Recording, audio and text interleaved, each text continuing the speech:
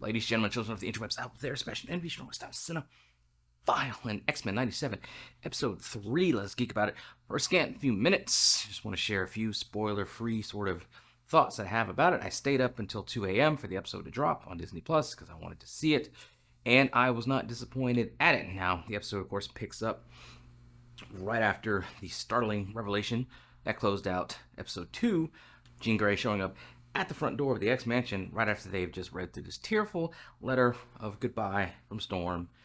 She's off trying to figure out her life post mutancy, and they're all there. Scott is there with the baby, and Jean 1 is right there, and Jean 2 shows up. If you read the comics, you know there's the whole Madeline Pryor situation where Scott married, fathered a child with who we thought was Jean, but was actually a clone. So we kind of get into that. So, discussing the overall story arc that they're pulling from the comics, I don't think it's getting too much into spoiler territory because, if you read the comics, you know kind of the gist of this episode. It was dealing with that. Do I think it was a little bit rushed? A little bit rushed. If I could knock, something, I would say that this episode kind of, I think, would have been best served. It was good, but would have been best served as a two-parter. That being said, you're dealing with the revelation that the current Jean Grey is a clone. The other one is back. Scott's dealing with this. There's ramifications for the baby. Sinister's involved. He makes his presence known in this episode. The Goblin Queen surfaces. A lot of people are huge fans of her. Not really. Kind of like when I was reading X-Men books. So, could take her or leave her. It's whatever. But I like what she did in the episode. It was a very kind of thriller sort of like bend to the episode. There was some horror elements, some body horror type of elements to it. There's at least one good jump scare that if my volume on my TV I think was turned up a little bit louder when I was watching, because I didn't have it turned up too loud because it's 2 a.m. when I'm watching it.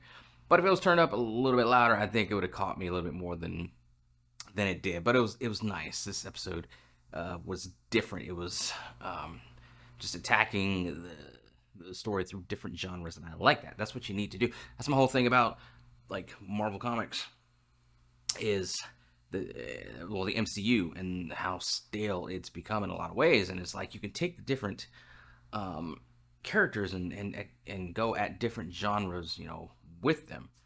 Winter Soldier was the whole thriller espionage type thing.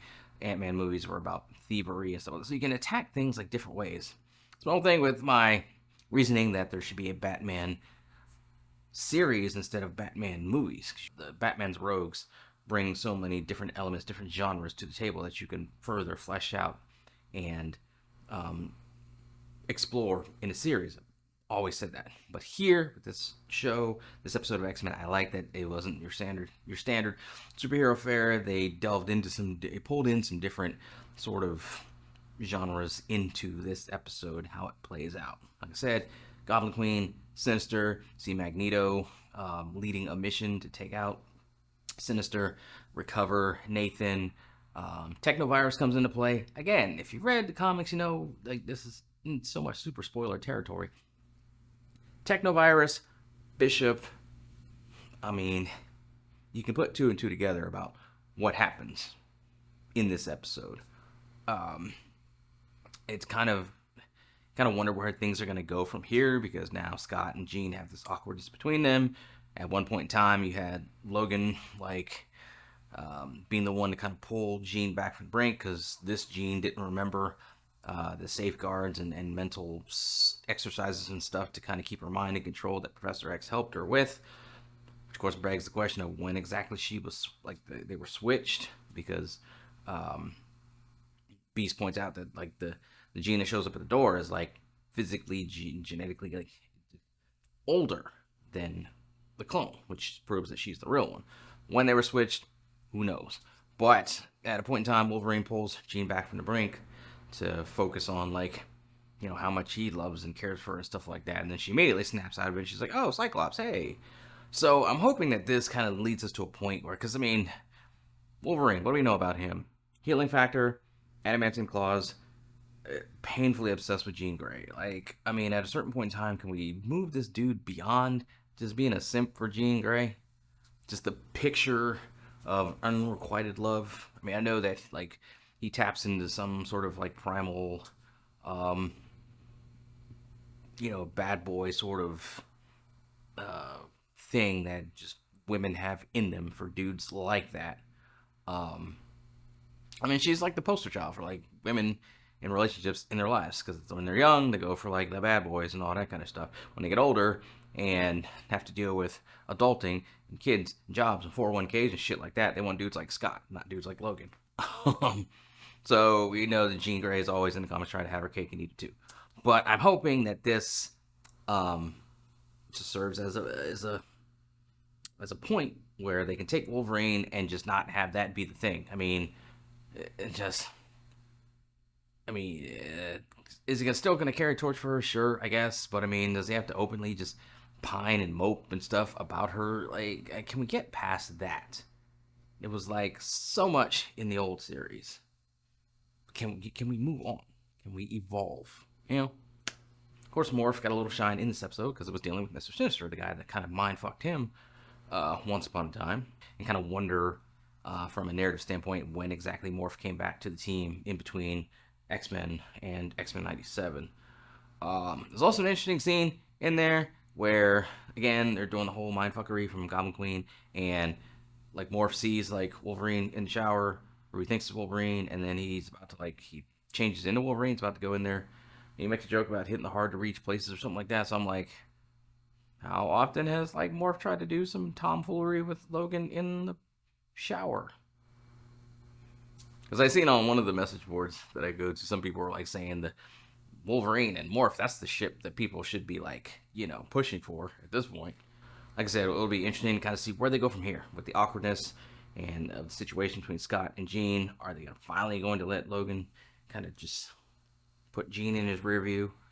We got more kind of Gambit, Rogue, Magneto stuff going on with that. I'm kind of curious to see where they're going to go with that. That's going to be the new love triangle thing as we just move, put Scott, Jean, Wolverine on the back burner because we dealt with that so much. I'm hoping that's what they do. But remains to be seen. Like I said, it's a great episode.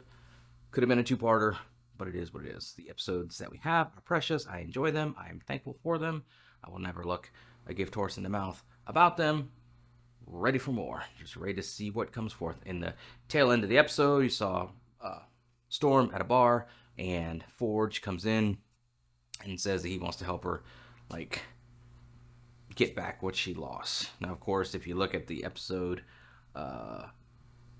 titles, you see Life Death Part 1, and there's an episode in between, and there's Life Death Part 2. If you know what Life Death is, you know what's coming for Storm and Forge. So again, it's not exactly spoilers if you know the comics that they're adapting from, but I'm hoping that they still kind of just keep in spirit of the storyline, not be a slave to the source material, but just loosely kind of take the spirit of that storyline and adapt it for the world that they have built and the world that they have set up. So it remains to be seen how it all plays out. All in all, super happy with this episode and just with the series as a whole. At this point, if I would rank them, it would be the first episode, this third episode, then the second episode. I'm sure things will change as all the episodes are released, and I'll probably end up re-ranking them every single week.